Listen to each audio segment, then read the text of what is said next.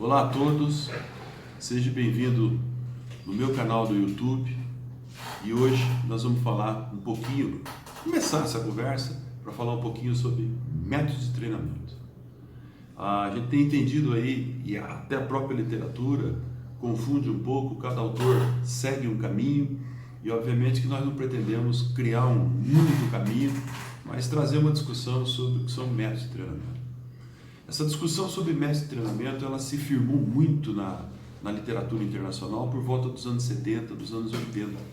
Foi muito divulgado isso pela escola, por exemplo, alemã na época, com alguns estudiosos, como Dietrich Harry, por exemplo, que escreveu muito bem naquela oportunidade, nos anos 70, sobre métodos de treinamento. E depois, nos anos 80, isso passou a ser divulgado pelo mundo todo e autores, estudiosos, treinadores pelo mundo todo, começaram realmente a criar chamado métodos de treinamento. Mas na verdade o que é o método de treinamento? O método de treinamento é nada mais do que a forma com que você vai executar o exercício na prática. Seja lá na academia, seja no campo de futebol, na piscina, não importa, na pista de atletismo. Quer dizer, a forma com que você vai organizar, estruturar a prescrição, ou seja, a execução lá na prática do exercício.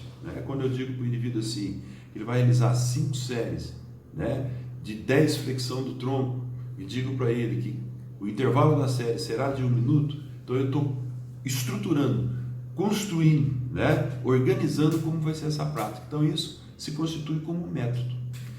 Bom, isso quando eu falo precisamente do método de exercício. Mas lá atrás começou uma discussão interessante. Se nós classificarmos a nossa atuação como pedagogo do esporte, como professor, e nós formos discutir o método de treinamento, nós podemos discutir o método em 3 caminhos. Primeiro grupo de método de influência, vamos chamar assim, é o método de influência demonstrativa. Isso é um método também que nós utilizamos na nossa prática como treinador, como professor. Ou seja, é a forma com que nós demonstramos o exercício, é a forma com que a gente faz com que essa pessoa visualize a execução de um movimento, que eu posso usar desde uma fotografia, do filme, mostrar o movimento sendo feito por algum atleta de alto nível de excelência. Então o método demonstrativo ele é muito importante. Tanto que às vezes na prática você vê um professor que usa uma única variável, ou seja, ele próprio sempre mostra o movimento, você vê que o seu atleta, o seu aluno, vai executar o gesto exatamente como aquele professor fez no passado e faz até hoje. Quer dizer, então esse é o primeiro grupo de método demonstrativo. Quer dizer, vamos variar a forma de demonstrar a execução de um movimento. O segundo grupo de método é o método verbal. É a forma com que você verbaliza com o seu orientando, com o seu aluno, com o seu atleta. Quer dizer, a verbalização ela precisa ter um ponto considerado ótimo, um ponto ideal para que você possa dar informação ao seu atleta. Às vezes a gente vê alguns treinadores, nas competições, na beira da quadra ou da piscina, gritando, falando uma série de coisas, uma série de informação ao mesmo tempo. Então isso parece não ser o ideal. O ideal é que a gente dê informações precisas, com palavras importantes e que marca aquele determinado detalhe que você quer corrigir. Muita informação pode realmente atrapalhar, ou seja, o seu atleta, o seu aluno não consegue assimilar tanta informação. Então esse é outro método, o método verbal. Nós precisamos educar a forma com que nós verbalizamos com o nosso aluno. E o terceiro grupo de método, importante, não mais nem menos que os outros, mas de suma importância, é o método de influência prática. Ou seja, é aquilo que nós colocamos no campo do treino, no campo do exercício. E o método de influência prática, nós podemos subdividi-lo aí em 3 variáveis importantes quando nós vamos para a prática.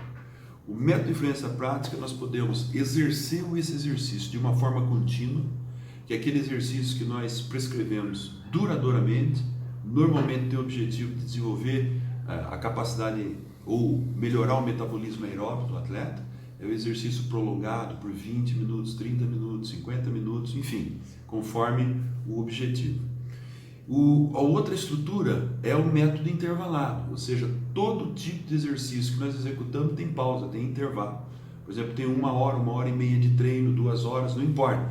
mas ele é um trabalho totalmente intervalado, muito utilizado em esportes coletivos, muito utilizado quando eu quero melhorar a qualidade da potência, da velocidade, quando eu quero melhorar um gesto técnico do movimento, né? Quando eu faço aquele circuit train, né? Conhecido circuit train, tudo ocorre de forma intervalada, tiros lá na natação, tiros no atletismo, né? Trabalhos técnicos no futebol, são trabalhos intervalados. Então é outra categoria dos métodos práticos. E o terceiro e último método é o método considerado como método de jogos, ou seja, onde eu integro tanto o contínuo como o intervalado e tenho tarefas importantes a resolver, como é o caso do esporte coletivo, que eu quero resolver tarefas táticas.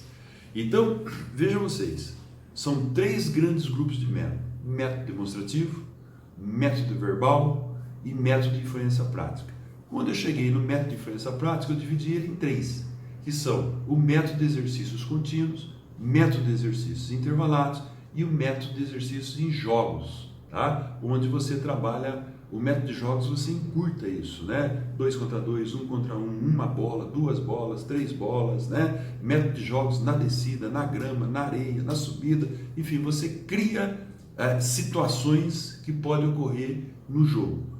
Então, hoje, a minha discussão era chegar até esse ponto e na nossa sequência nós vamos pegar cada método desse e vamos destrinchar nos determinados grupos de esporte. Tá? Então, essa é a primeira dica e aguardo vocês. Até a próxima.